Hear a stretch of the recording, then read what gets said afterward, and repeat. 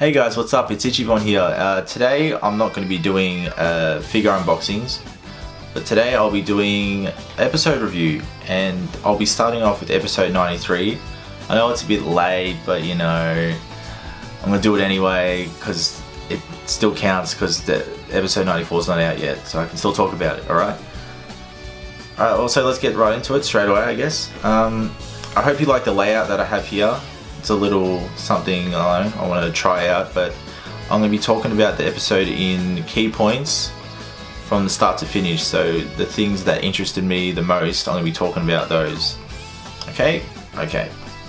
Alright, first up at the start, someone being stronger than Beerus. Wiz mentioned something about it, saying, oh well, there's a mortal even the god of destruction can't defeat. And I'm like, what? Who is this person? Like, we don't even know anything much about it because Wiz literally just mentioned it out of nowhere. It was the first time we heard it, and I was like, what? I need to know who this is because someone stronger than Beerus, I need to know, right? So other than that, we don't know much, but it really piqued my interest. I need to know more about that. Hopefully we can find out more in the coming episodes. Maybe in the, because I think he mentioned that he was a god of destruction.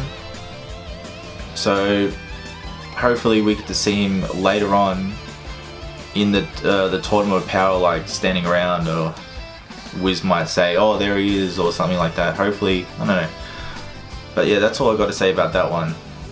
Alright, next is Kales Transformation, where she turns into a legendary Super Saiyan or whatever. Now this wasn't a fan of, just because she transformed, in my opinion, too early in the episode.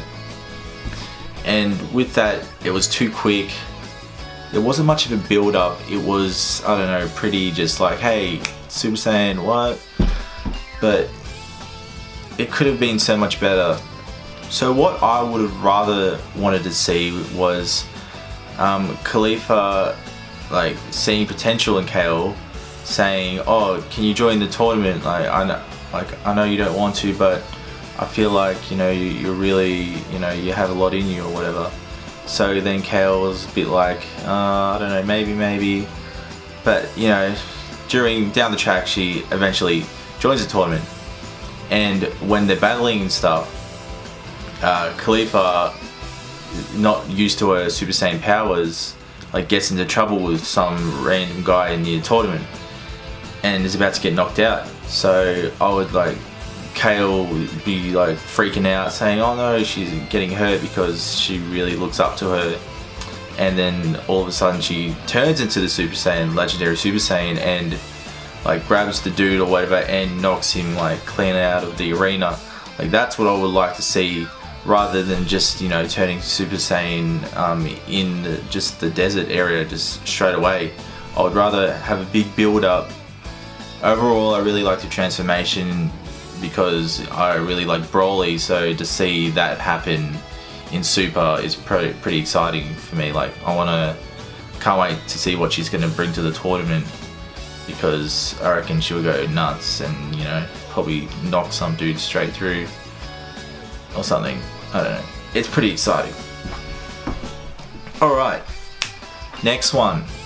We've got Goku's encounter with Frieza. Now, I don't really have much, you know, good things to say about this episode, because it was a good episode, but it could have been a lot better. They could have done so much more, but they kind of had it like really quick. It was like sort of a filler, but it felt like a filler to me. Not really, didn't have that much potential in the episode. But with the encounter when Goku sees Frieza, first of all, when he saw him, when Frieza saw Goku, it didn't seem like, you know, how he would normally react to him when he sees him. Like, he's in hell, like he put him there, and you know, the last thing he's gonna be is like calm and collective, but he was like, what do you want? He didn't say, "Oh, Goku, fuck you, you know, you brought me here, I don't want to talk to you, get out of my sight," or whatever. But he's just like, "What do you want, man? Hey, I mean, haven't seen you in a while." So, I mean, it was, I don't know. It was good seeing Frieza though, back in Super, but it was kind of bland. Like, they could have had at least like a little rough and tough, or like a little, you know, little punch on the cheek or something, but it was pretty much nothing. No anger, no getting angry over anything, or like not even like a really like a dispute against them. It was just pretty back and forth, but not much was happening. So I mean, it was okay, but it could have been a lot better to me, in my opinion.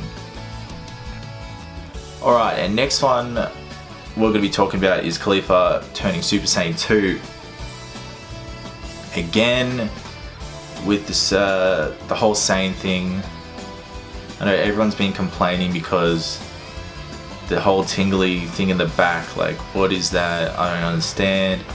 Like, I mean, she did turn Super Saiyan 2 pretty quickly. Like, she already just learned how to turn Super Saiyan, and then Super Saiyan 2 like that out of nowhere. I was like, are you kidding me right now? I know they're like a different race, like because they're a different universe. They're a different Saiyan race. Maybe they're like a lot stronger and they can turn Super Saiyan a lot quicker, but it's just good to get that build up and that sort of, you know, exciting, like, oh my god, it's happening, like an exciting part of the moment in the episode. But it was just literally a snap, because even with Goku and Vegeta to turn Super Saiyan or whatever, they trained and trained, and they like worked so hard to become that, and it was like, when it finally happened, it was like the best feeling ever. But when you saw this, what they did when they turned Super Saiyan or whatever, it was just like, what is this tingly sensation in your back? Like, it's kind of, I don't know,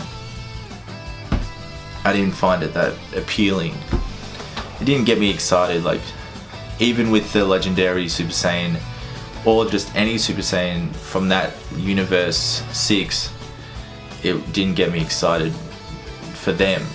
I was like, I mean, a legendary Super Saiyan, yeah, of course, because it's legendary, but their Super Saiyan, I mean, it's not that exciting. So yeah, that's what I've got to say about that. Alright, next we have the Universe 4 planned for Beerus, like at the end of the episode, where they're talking about, like, they sent a spy to Universe 7 to see what they were up to, and then they brought back the message saying they have Frieza. Like, oh, who's Frieza, like, we need to know. And I don't know if they might be scared or something, because they're like, oh, they would be scared in the first place because they are going to, like, universes to spy on them and see what people they have and see how strong they are. But, you know, I don't know about too much about Universe 4, but it's a little rat dude, god of destruction. But they have this plan to, well, they're making a plan saying that they want to make Beerus disappear. I don't know what that's about, but it said something about the assassins. Like, I saw there was a group of assassins in the sky at the end of the preview of the 94. So I don't know what that's about. How they're gonna get rid of Beerus? Like, I don't know what they're gonna do, because I have no idea actually. Alright, and for the last one I'm going to be talking about is just the inside of 94, like episode 94, where it shows a little preview at the end. Now, there's some clips that I saw with Universe 4 sitting down, and they have a little hologram of Frieza. So I don't know what they're doing, but I feel like, this is my opinion, I don't know, but they might be controlling him. They might control him to do something really bad, because either way, I know he's gonna, like, when he gets to Universe 7, like, comes back from hell, he's gonna like fuck up somehow. He's gonna, you know, be Frieza. He's gonna be something evil. He's gonna kill someone. But it even said in the thing, oh, don't kill those people, in the preview. So I don't know what Frieza's gonna do, but I know he's gonna do something bad. But I don't know if that's because of Universe 4 or just because of Frieza himself. So that's what I think. I don't know, maybe something like that. For Beerus, I don't really have any predictions. I just feel I have no idea what's going to happen. I couldn't think, unless maybe Frieza somehow. But I know Frieza's scared of Beerus anyway, so I doubt he would do anything. So I wouldn't. Maybe Assassins, maybe them. You reckon maybe Hit will be part of the leader of the Assassins? I don't know. I'm just assuming because he's an assassin, but you know, it's whatever. Alright, well, this is this is the end of the review, or whatever you want to call it. I hope you liked it. Please tell me if you enjoyed it, because I'll make another one and, you know, pretty much have the same kind of setup. If you like this setup, let me know, because I feel like it's easier to talk about it in a way, like little points of interest, rather than going through the whole episode. Just talking about the important bits. Don't forget to like and subscribe and all that, and I'll see you in the next one.